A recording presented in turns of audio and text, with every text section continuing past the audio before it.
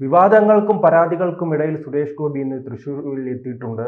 അദ്ദേഹത്തിന്റെ മറുപടിക്കാണല്ലോ ഇപ്പോൾ കേരളം കാത്തിരിക്കുന്നത്. തീർച്ചയായിട്ടും ഒരക്ഷരം പോലും അദ്ദേഹം പറഞ്ഞിട്ടില്ല. മൗനം വിദ്വാന് ഭൂഷണം എന്നുള്ള മട്ടിൽ ഈ വിവരക്കേടുകളുടെ കോലാഹലങ്ങൾക്കിടയിൽ മോദിയെ മാറ്റുക എന്നുള്ളത് അജണ്ടയായിട്ട് സ്വീകരിച്ചിരിക്കുന്ന രാഷ്ട്രവിരുദ്ധ ചേരികളുടെ ഈ കോലാഹലങ്ങൾക്കിടയിൽ അദ്ദേഹം നിശബ്ദനായിരിക്കുന്നത് തന്നെയാണ് അർത്ഥഗർഭമായിട്ടുള്ള കാര്യമെന്ന് എനിക്ക് തോന്നുന്നു.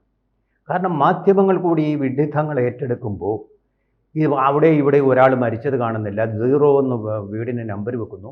ഇതിപ്പോൾ കോൺഗ്രസ് ജയിച്ച മണ്ഡലങ്ങളിലും കോൺഗ്രസ് തോറ്റ മണ്ഡലങ്ങളിലും എല്ലാം ഇത് തന്നെയാണ് സ്ഥിതി. ഇതൊരു ആസൂത്രിതമായിട്ടുള്ളതൊന്നല്ല. സുപ്രീം കോടതി തന്നെ പറഞ്ഞു 100 കോടി വോട്ടർമാരുള്ള ബൃഹത്തായ ഒരു ലിസ്റ്റ് നമ്മൾ എഴുതി കൂട്ടുമ്പോൾ ഇങ്ങനെയൊക്കെ സംഭവിക്കാറുണ്ട്.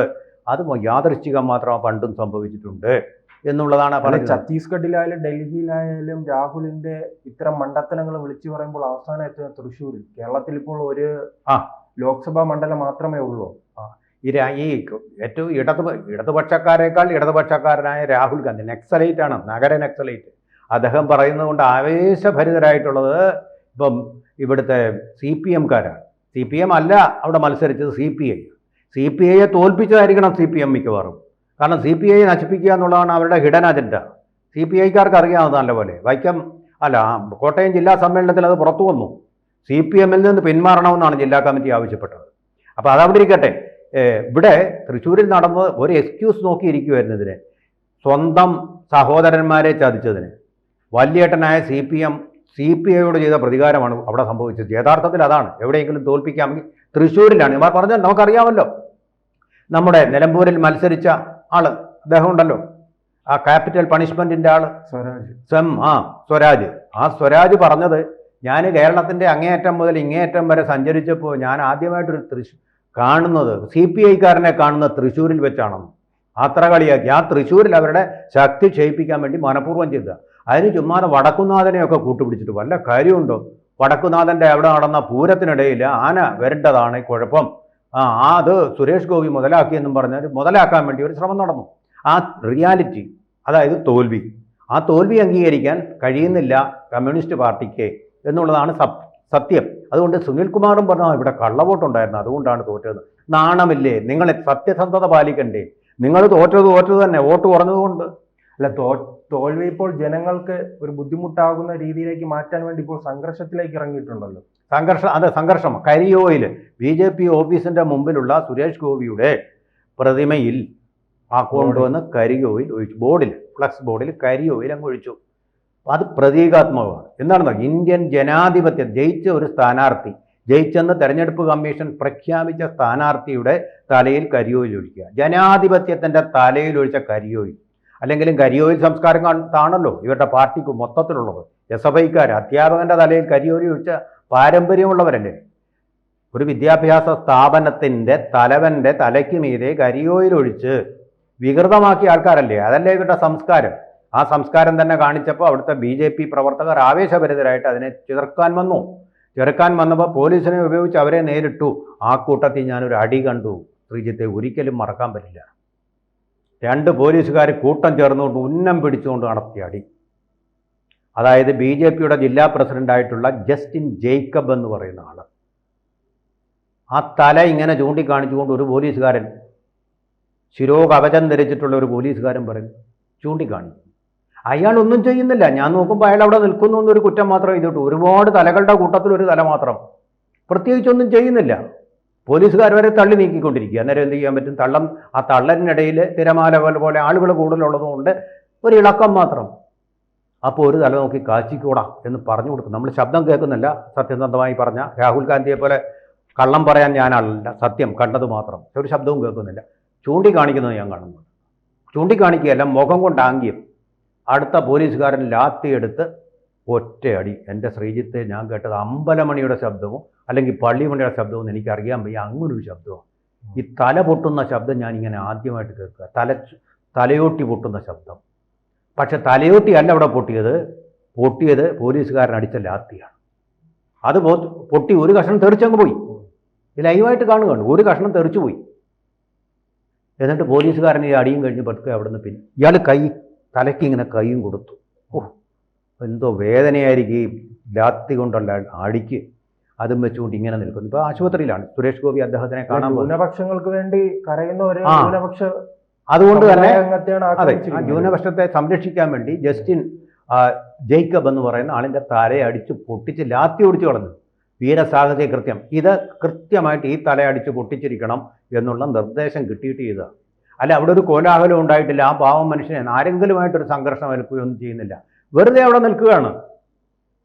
അതിൻ്റെ നടുവിലാണ് നിൽക്കുന്നത്. അത് നേതാവ് പിന്നിൽ നിന്നുകൊണ്ട് ഇവർ ഈ പുന്നപ്ര വയലാർ സമരത്തിലെ നേതാക്കന്മാരെല്ലാം ഒളിച്ചോടി പാവപ്പെട്ട തൊഴിലാളികളെ കൊലയ്ക്ക് കൊടുത്തു. ബ്രിട്ടീഷല്ല, SRCPയുടെ കൂലിപ്പട്ടാളത്തിന് കൊലയ്ക്ക് കൊടുക്കുക. ആരും കൊലയ്ക്ക് ഒരൊറ്റ നേതാവ് മരിച്ചു. അതില് കുന്തവും കൊടുത്തു. ഒരു കുന്തവും നടന്നില്ല, ചെയ്തില്ല, വിട്ടു. വാരിക്കുന്തം വാരി ഇങ്ങനെ മൂർപ്പിച്ചു. എന്നിട്ട് തോക്കിനോടെ നേരിടാൻ. എന്നിട്ട് ഞാനൊരു കമ്മ്യൂണിസ്റ്റ് സഖാവിനോട് ചോദിച്ചു, എന്താ സംഭവിച്ചത്? അപ്പോൾ പറഞ്ഞ പലരും ഉണ്ടായിരുന്നു, അവർ മരിച്ചില്ലെന്ന് മാത്രമേ ഉള്ളൂ. വെടിയുണ്ടാവും ഒന്നുമല്ല, ഒളിച്ചുപോയി. നമ്മുടെ സഖാവ് VS അച്യുതാനന്ദൻ ഉൾപ്പെടെ ഒളിവിൽ പൊയ്ക്കൊള്ളാൻ പറഞ്ഞു പാർട്ടി നേതൃത്വം. TV തോമസ് എവിടെയായിരുന്നു? KR ഗൗരി എവിടെയായിരുന്നു? ആലപ്പുഴ. അവർക്ക് ഒരു കുഴപ്പവും പറ്റിയില്ല, ജയിലിൽ കിടന്നതേ ഉള്ളൂ.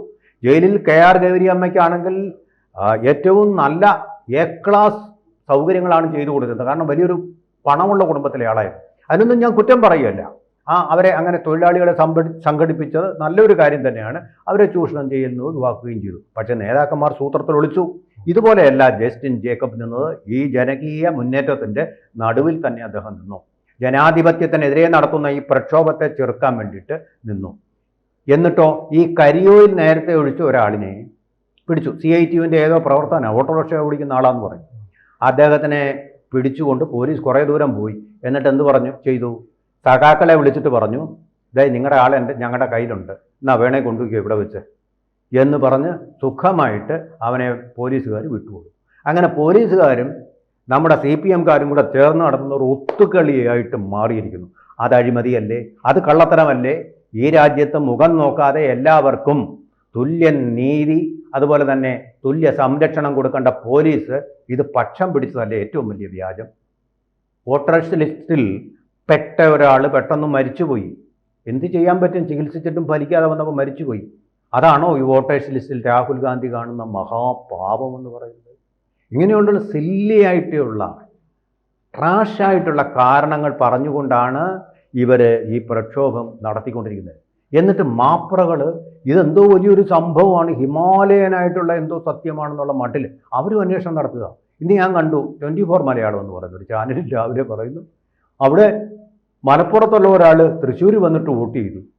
അയാളുടെ ഒരു മര്യാദ അവർ കാണിച്ചു. അയാളോട് ചോദിക്കുകയും ചെയ്തു.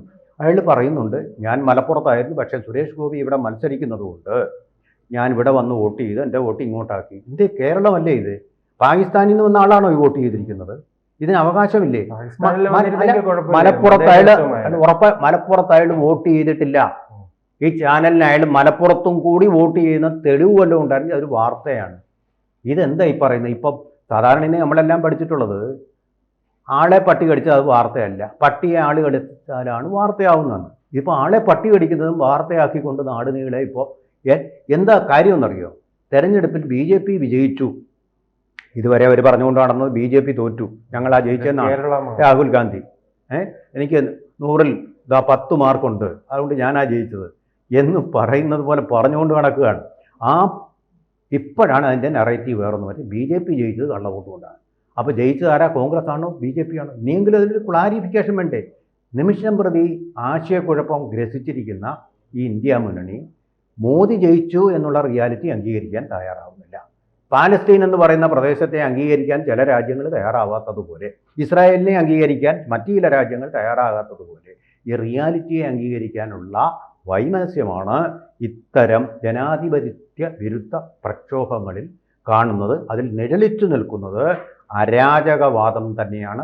ഇത് രാഷ്ട്ര ശരീരത്തിന് ഓഗസ്റ്റ് 15 വരാൻ പോകുന്നത് വലിയ അപകടം ചെയ്യുന്ന വിപത്താണ്. കൂടുതൽ വാർത്തകളും വിശേഷങ്ങളും നിങ്ങളിലേക്ക് എത്താൻ ABC മലയാളം സബ്സ്ക്രൈബ് ചെയ്യുക, ബെൽ ബട്ടണും അമർത്തുക.